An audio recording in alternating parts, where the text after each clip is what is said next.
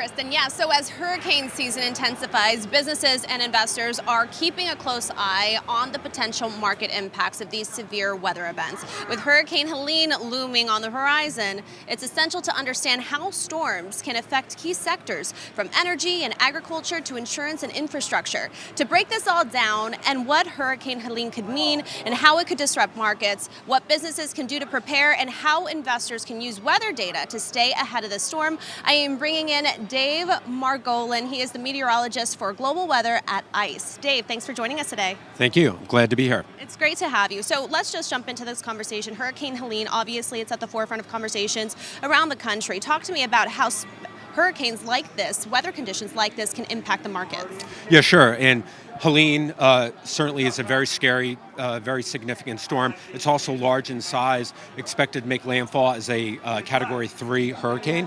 In terms of impacts to energy, fortunately, Helene is staying more toward the eastern Gulf of Mexico, and most of the energy sort of assets are in the western Gulf, such as the LNG terminals, refineries along the Gulf Coast, and also the offshore platforms. So the impacts on the energy system there is limited, but there are some shut-ins and there are some evacuations, precautionary evacuations to be safe. But you know, with hurricanes looming, right, we are aware of when they're coming.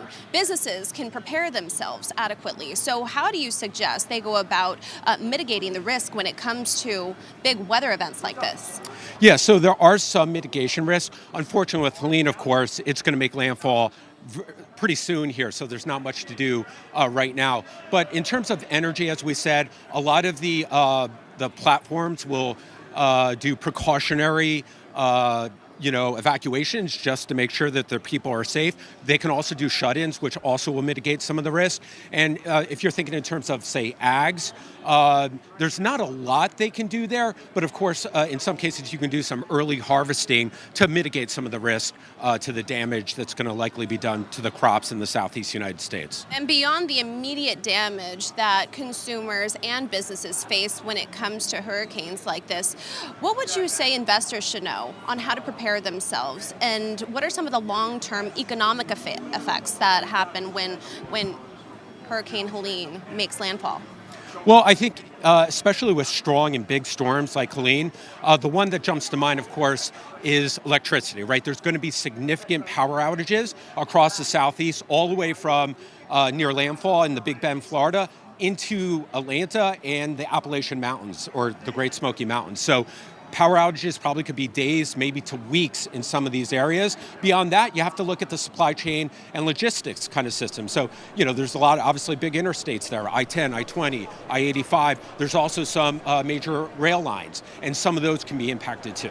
Talk to me about how ICE's weather and data could really help consumers and businesses mitigate a lot of the risks that are associated with this. Yeah, so in real time, ICE has access to some of the major forecasts, the track forecasts and intensity forecasts for the hurricanes. We also have a lot of rainfall data, which is important, and the wind data, which again, all are available real time on our platform and made available to our clients. Okay, amazing. And is there any other update that you would like our audience to know? Well, again, it's not, unfortunately with this storm, it's not just the intensity, but it's moving quickly and it's unusually large. So definitely err on the side of being safe, being cautious with any potential impacts from the system. Okay, great. Thank you so much, Dave, for joining us today. Thank you, Trinity.